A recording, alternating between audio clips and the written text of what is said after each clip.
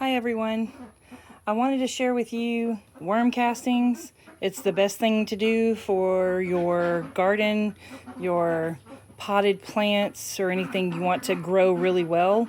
And about 2 months ago, I bought this worm farm, which is awesome, from this guy Harvey's Worm Castings Farm. You can find him on Facebook.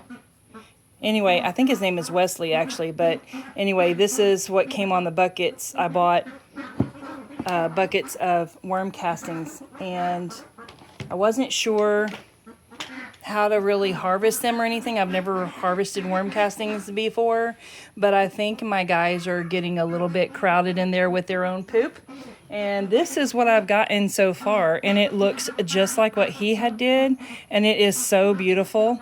Anyway, I had some seed starting trays from Temu that I bought, and I have a whole bunch of these. And this looked absolutely perfect to do the worm castings, and that is what has been happening here. So these are the worm castings after they've been sifted through this, and then that is the leftover, so they can go back in their bedding for them to continue to break down. Now, what I've also noticed that's in here in my worm castings, and I noticed it a while back when I first got the farm, there are also soldier fly larvae, and their little cocoons are in this as well. And so I have also researched the soldier fly box, and my husband made one of those. I will do that on another video. But anyway, and also there was some seeds in there, and they actually started sprouting.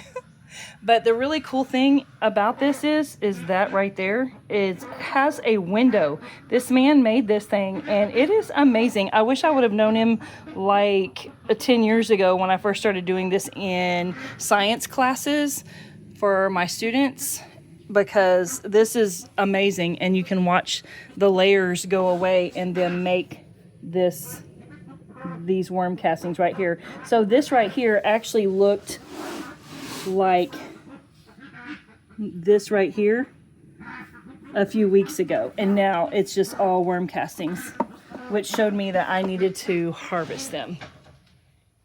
So I scoop it into this, and then I just shake this,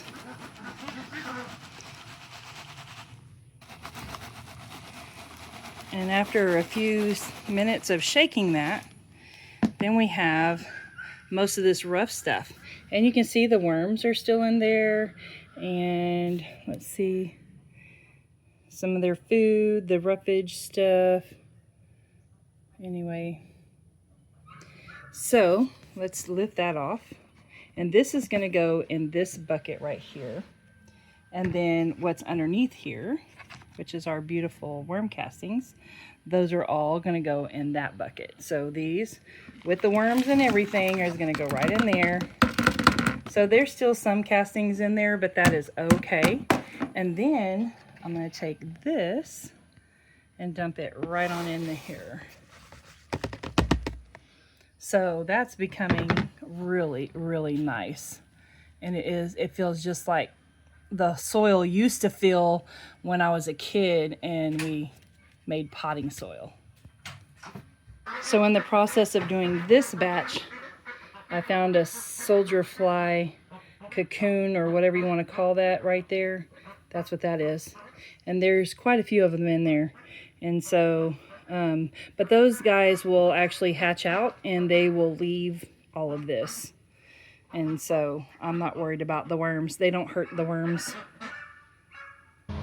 So I'm making pretty good progress. I've only been a couple of minutes, and it's already halfway, or a little bit more than halfway up this little bucket. I think this is what is a 3-pound bucket, or three gallon bucket. And then they were icing buckets from, like a bakery or whatever. And yeah, we're making pretty good progress in this 5-gallon bucket also. So they're going to be getting some new bedding, which will be newspaper shreds, and they'll be getting some more food. Okay, so I've gotten this full for the most part, this little bucket. And it only took me about half hour to do that. And this starts another worm farm. There's worms in there and there's bedding and stuff, and it's still damp, and I'll probably add some more food to it.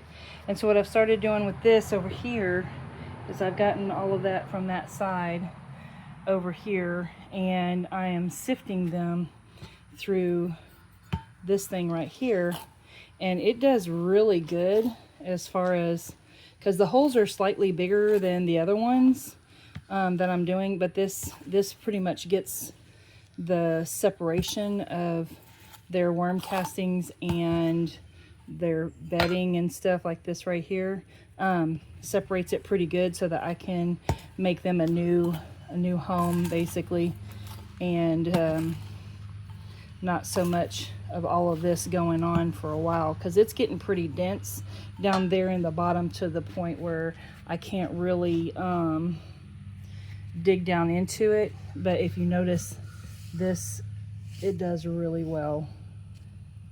So I'm gonna do that, and then it'll make the other one easier to sift once I get all this done here, and that will make things work faster, so I can get going with another worm farm possibly.